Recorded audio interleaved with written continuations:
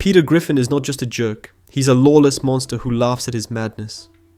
But how many bodies lie behind those laughs? From children to old men, no one is safe from him. Let's see how many times this cartoon psychopath has crossed the line between comedy and crime. So let's start at the beginning. The first time Peter kills the Roadrunner, right in the second episode of Family Guy, I Never Met the Dead Man. Peter hits the Looney Tunes bird with a speeding car and knocks him down. Oh, jeez, did I just hit that ostrich? No. Are you sure? He manages to take down one of the fastest cartoon creatures that has been eluding the hunter for years. The next episode, Peter meets a new mother. Peter meets the new mother in the park. When they hug each other, Peter kills her. Evelyn? Or in this episode where he drives Thelma and Louise down a cliff to make the cops' job easier. And poor innocent Erica. She got knifed because of Peter's stupidity as a chef, just trying to prove he had better skills than Quagmire. Oh my god, Erica! You killed Erica! In the very next episode, a tour bus pulls up to Griffin House. Peter completely loses it. The next thing, he pulled out a shotgun and taken down the entire band. Crap, it's the Children of the Corn! But that's not the only unfortunate old woman to pass away at Peter's hands. Literally. But it seems every sport Peter picks up comes with a death penalty for somebody else. Like when he tried to shot. Or in this episode where Peter was driving and a little boy was riding a bike and Peter hit him from behind.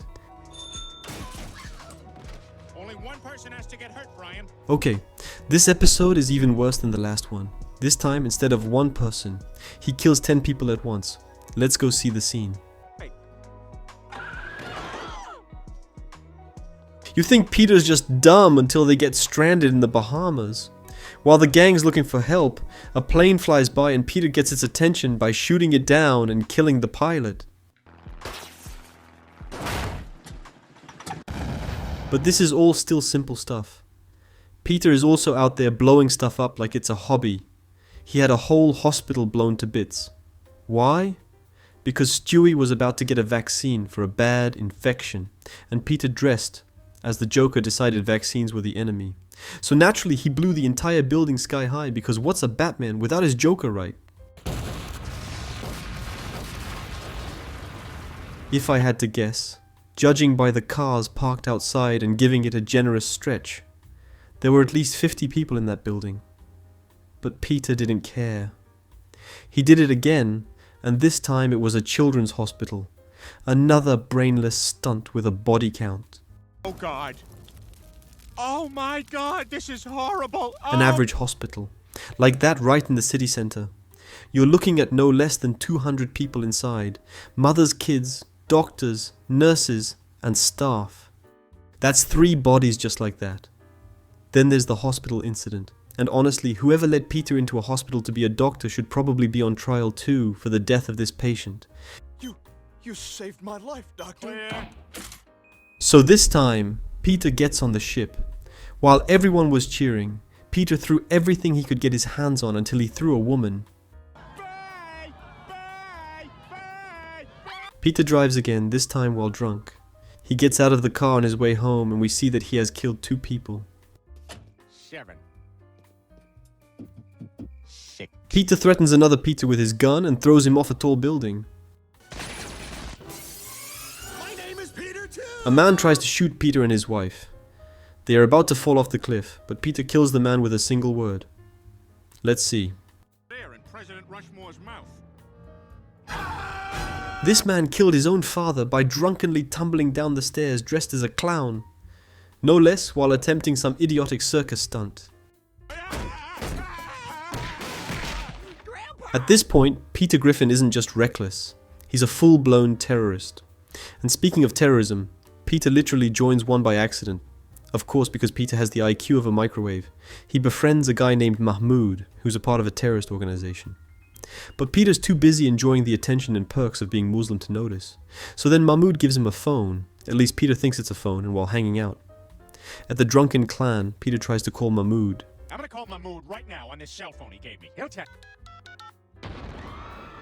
Those screams, that explosion. Yeah, that wasn't a phone. That was a bomb trigger. People definitely got hurt, or worse. So let's keep the death count conservative and save 5 bodies for each explosion minimum. Peter and the gang actually tried to do the right thing for once, stopping Mahmoud and his crew from bombing the Quahog Bridge. They pull it off thanks to Peter going undercover and wearing a wire during a secret meeting, just when you think the danger is over, and the gang wants to go celebrate. Peter, this absolute menace, pulls out that same phone Mahmoud gave him and dials it again. Peter, did you just... Let's go. Just like that. He blew up the Quahog Bridge, and with traffic likely packed during the day, that's at least 100 lives gone in one explosive screw-up. A squirrel walks towards Peter's house, and Peter blows it up with an RPG. Peter and his wife find treasure underground. Peter realizes that a little boy is looking for the same treasure, But that's nothing compared to Peter finally, remembering the time he felt alive, when he mowed down runners at the Boston Marathon. Peter goes blind and has to rely on a dog for movement. He ends up tying his dog to a sleeping homeless man, then watches, or rather listens, as the dog bolts after a car, dragging the poor guy to his death. And now we come to the ultimate showdown. Peter Griffin versus Ernie the Giant Chicken. These two have thrown down in every setting imaginable. Airports, construction sites, city streets, even space. And every time, it's not just a fight, it's a full-scale demolition with human lives caught in the crossfire. Cars get tossed like toys, planes crash, buildings collapse, entire freeways get blown up mid-commute. And the worst part, this isn't a one-time thing, it's a recurring bloodbath. For a grudge that started over an expired coupon, the violence and destruction are insanely excessive. But hey, this is Peter Griffin and his kill count just keeps climbing.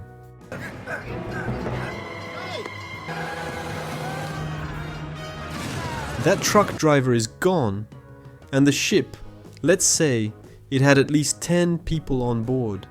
Then these two get on a helicopter to keep the fight going. See that helicopter flying straight into a building. There's no way that didn't crash and explode. I'll count at least 2 people on board. In their next showdown, the chaos moves onto a moving train. And of course, it ends in total disaster.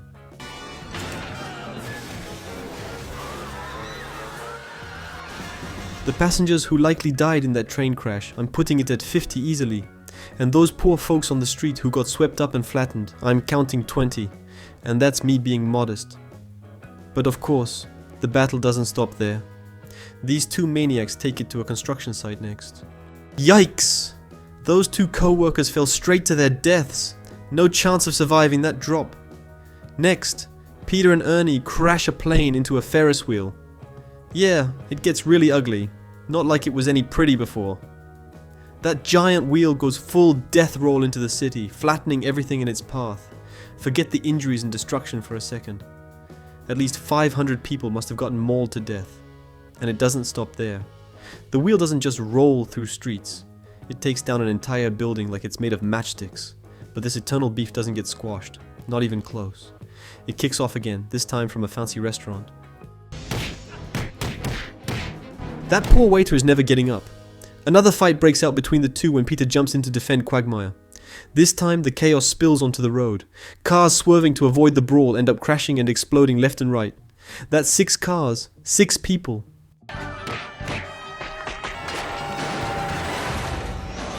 That poor driver, probably just trying to get to work or pick up his kid, is questioning every life choice that led him to take that road on that day. But he doesn't have as much questions as the cruise ship that was coasting peacefully until Peter and Ernie crashed in. But the real wave of death and destruction hits when Peter and Ernie take their brawl into the ship's engine room. They tear the place apart, send the controls into chaos, and the entire ship heads full speed toward the city like a giant metal missile. The ship crashes into the city and the damage is brutal. Buildings collapse, cars are totaled, and people get caught in the chaos. It's not just an accident, it's mass destruction. That's got to be nothing less than 500 bodies squashed, man. And it never ends there. This time, their chaos goes temporal. Peter and Ernie hijack Stewie's time machine pad and take their brawl across multiple time periods, wrecking history itself. The poor driver of that Cybertruck looking train they crashed into absolutely vaporized as the time pad powered Peter and Ernie back to the present. And the chaos only gets weirder from here, because of course it does. Their fight lands them in the middle of a high-tech scientific research center. The innocent scientist looks pretty gone to me, and as Peter and Ernie clash inside the cloning machine, the chaos causes the whole research facility to explode, taking everything down with it. Judging from the size of the building, I'd say at least 100 people were caught in that blast, reduced to nothing but ash. And the fight is still not over yet. The cloning machine gets them thrown into a NASA facility and crushes 4 bodies to death instantly. Their fight gets into space, and even there the astronauts still suffer for. Their spaceship crashes back to Earth and blows up an ocean oil rig. Not everyone could have jumped at safety in time, so add an extra 5 bodies to the list. But the most epic showdown between these two bloodhounds is hands down the one where Brian messes with Stewie's time machine. Everything starts happening in reverse, so their fight scenes end up happening like something straight out of Christopher Nolan's Tenet movie. I hope you enjoyed watching the video.